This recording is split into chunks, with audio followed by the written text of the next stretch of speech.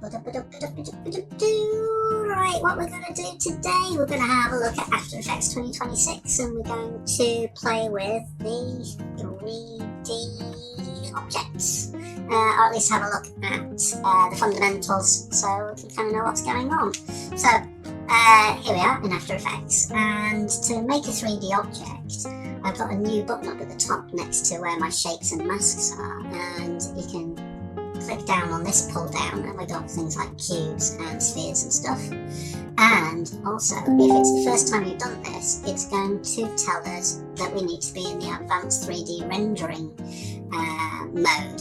So if I click OK, not cancel this, click OK, then I should be able to hold my left mouse button down and drag a shape. So there's our kind of cube. If I want to make a little sphere, select sphere, drag again, and you can see that as I make 3D objects, it brings them into the viewport, and then I can just treat them like any kind of like 3D object. It's a very basic 3D, but it's a good start for like some motion graphics. Because it's 3D, and I'm in a 3D world now, if I hold the Alt key down and left mouse button, I can orbit around. If I hold the middle mouse button down, I can pan. And if I hold the right mouse button, I can dolly. So I can kind of at least frame up or play around with the composition to get something that looks nice. Right, I'm going to get rid of that cube, but I'm quite tempted to keep that sphere and continue working. So, big takeaway is if we're not seeing any 3D objects, just go to composition setting and just make sure that you're in advanced 3D, not classic 3D, and certainly not cinema 4D as well, which has its own kind of links. But for these new 3D objects and some of the new features we're going to have a look at later, it's advanced 3D that we want to be in. So make note of that. Later on we'll come back and maybe even adjust some of these things for quality controls, but we'll leave that for another tutorial. For now, advanced 3D, that's the name of the game for what we're doing. Okay, if we open up our layer, you can see that, it's still a 3D layered asset. I can play around with position, scale and stuff like that. Further down we've got the mesh options, so I can change the radius after the fact, so I can maybe even keyframe it to pulse with music. In this parametric modelling, I can kind of play around with its size. But if, put it down and I actually want it to be a cube, you can actually update it. So with the cube, we've got mesh options where we can make it a bit more of a cuboid, changing it on a different axis length. And by changing the bevel options, we can even make it a bit of a capsule shape. So that's quite nice that even though you're bringing it in as a shape, you can actually change the style of model it is after the fact, but retain the position and rotation. Sphere's what I'm after though, because that's quite nice for showing materials on. So the next one is, if I go to material assignment and unfurl that, you can see that we can play around with the base colour. Once you've got that down, you can play around with things like roughness and its kind of metallicness. So that's kind of controls its reflectivities. So you can make nice kinds of plastic, snookable kind of texture, something a bit more waxy, or if we kind of really ramp up the metallicness and bring the roughness down to zero, we've got pretty much a mirror, or a coloured mirror. Further down we've got an emission colour, so if I choose this and maybe make it red, I would need to then move the intensity up to make it act more like a neon light or a light source. Or kind of just emit kind of light photons.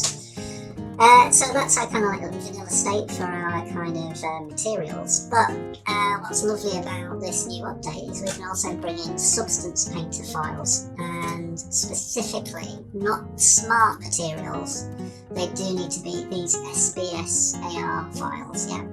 So I'm going to bring this diamond one in, and because that's in my projects folder, if I go down to where it says material assignment this time, instead of it being default where I've set it here, I can go to that pull down and select that material I brought in, and there we go, we've got our substance painter material on our sphere, and in doing so that means it's brought over things like a normal map, roughness, height, specularity, all these kind of things that you can do in Substance Painter to give us a full like PBR workflow.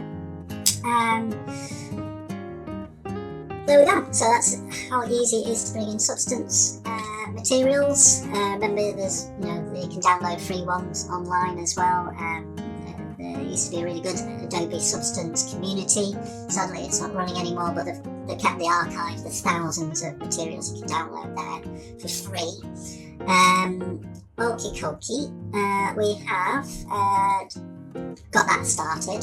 So next thing is, let's get a bit more exciting. Another feature of 3D is that we can have something called an environment light. So you can see there's a default one that's throwing light into the scene, but we haven't really got much control of it. So what I need to do is go to Layer, New Light.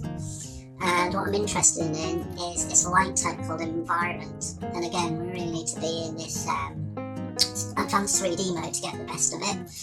I'm going to make sure I also got cast shadows on. If I click OK, now I've got an environment light, and you can see that it's there now. We can kind of play it around its intensity.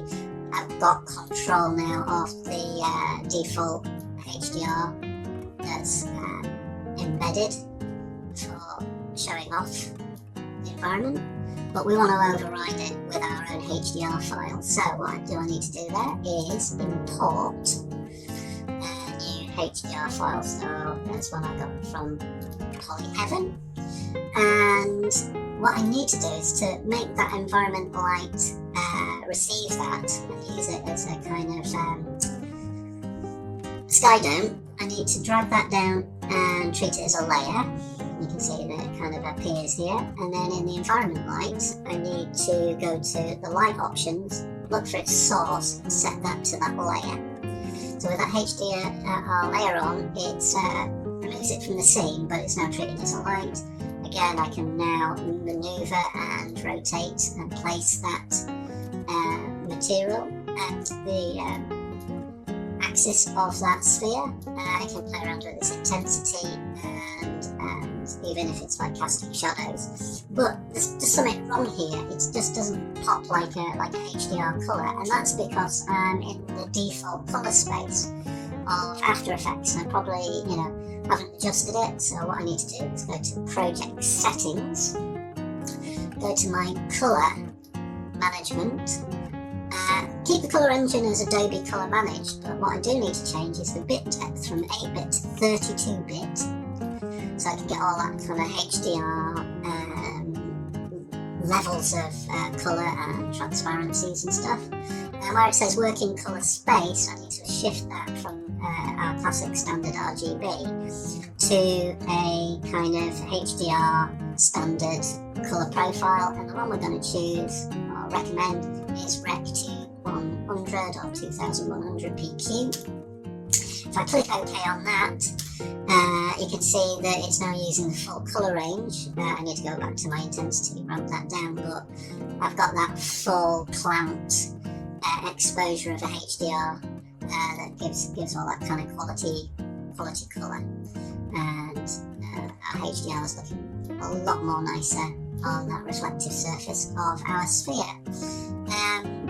One thing I just kind of didn't check is, can you see where we got the material that we brought in as the substance? If I pull that out now, you can also kind of play around with making it either stretched or proportional depending on the type of object you're using.